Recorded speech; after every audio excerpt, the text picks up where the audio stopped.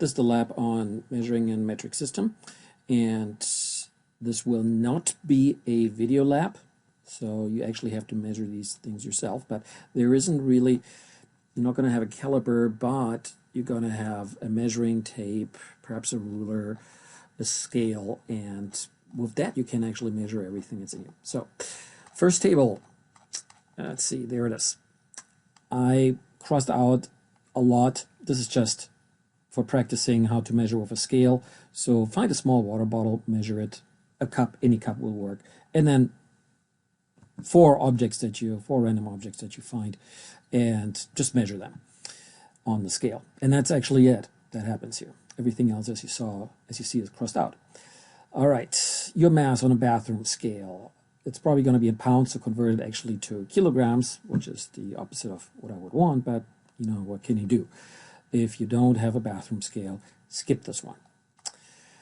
Let's see, this one here is stopping time. Well, you have a cell phone, I assume, or you have a computer clock or something. So estimate first and then measure time walking to the car, time to the workplace. And you don't really have to measure time to the workplace. I think you know it, right? All right, this one is going to be interesting. So ruler dropped. So you drop a ruler and you try to catch it as quickly as possible, or somebody else actually drops it for you. And then you figure out how far did it drop. And then using this formula, you figure out what your reaction time is.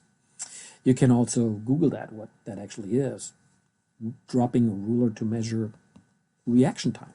I bet you come up with something there. All right, skip this one here. This one, distance to car, distance to workplace, and then length, width, height of living room, fill these in. First, make an estimate on these things, then, and you can do that in feet, then measure in the metric system, and then convert to feet. By the way, you're not going to be graded on your estimates. Compute velocity, well, you measured the distance, you measured the time, so you come up with velocity. Compute the area and the volume.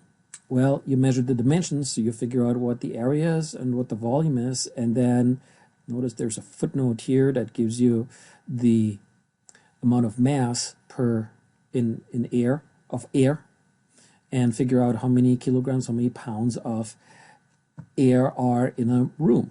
And actually, again, estimate first right here. This is interesting, how much you estimate and then compare with what you actually measured. Again, you're not going to be graded on an estimate, no matter how good or bad it is. And that's actually it.